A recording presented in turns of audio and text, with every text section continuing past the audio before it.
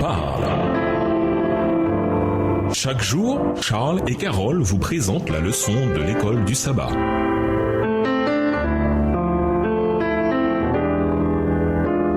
Bienvenue dans votre émission. Dieu nous parle. Nous voilà à la leçon de jeudi, aborder les difficultés bibliquement et dans la prière. Lisons Acte 17, le verset 11, Acte 8, le verset 35 et Acte 15, les versets 15 et 16. Qu'ont fait les apôtres et les membres de l'Église primitive quand ils furent confrontés à des questions difficiles? Pourquoi l'Écriture demeure-t-elle la meilleure source pour sa propre interprétation? Acte 17, verset 11. Ces Juifs avaient des sentiments plus nobles que ceux de Thessalonique. Ils reçurent la parole avec beaucoup d'empressement et ils examinaient chaque jour les Écritures pour voir si ce qu'on leur disait était exact. Acte 8, le verset 35. Alors Philippe, ouvrant la bouche et commençant par ce passage, lui annonça la bonne nouvelle de Jésus. Acte 15, versets 15 et 16. Et avec cela s'accordent les paroles des prophètes selon qu'il est écrit. Après cela, je reviendrai et je relèverai de sa chute la tente de David, j'en réparerai les ruines et je la redresserai. La meilleure solution aux difficultés de la Bible se trouve encore dans la Bible elle-même.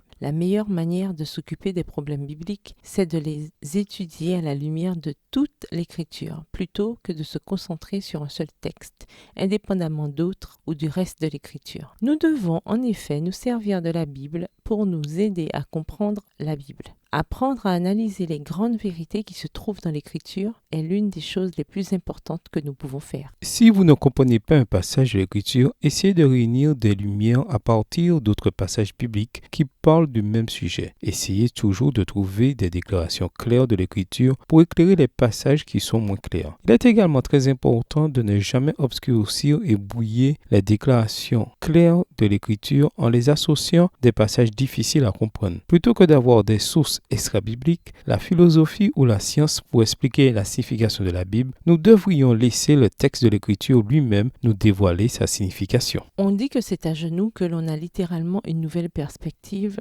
sur nos difficultés, car dans la prière, nous indiquons que nous avons besoin de l'aide divine dans notre interprétation et notre compréhension de l'Écriture. Dans la prière, nous cherchons l'éclairage de notre esprit par le même Saint-Esprit qui a inspiré les auteurs bibliques à écrire ce qu'ils ont écrit. Dans la prière, nos mobiles sont mis à nu et nous pouvons dire à Dieu pourquoi nous voulons comprendre ce que nous lisons. Dans la prière, nous demandons à Dieu d'ouvrir nos yeux à sa parole et de nous donner un esprit disposé à suivre et à pratiquer sa vérité. C'est primordial. Quand Dieu nous guide par son Saint-Esprit en réponse à nos prières, il ne contredit pas ce qu'il a révélé dans la Bible. Dieu sera toujours en harmonie avec la Bible et il confirme et parle de ce qu'il a inspiré les auteurs bibliques à nous communiquer. De quelle manière la prière nous aide-t-elle à avoir le bon état d'esprit afin d'être mieux à même à comprendre et d'obéir à la parole de Dieu? Au revoir. Et à demain si Dieu veut. Dieu nous parle. Chaque jour, Charles et Carole vous présentent la leçon de l'école du sabbat.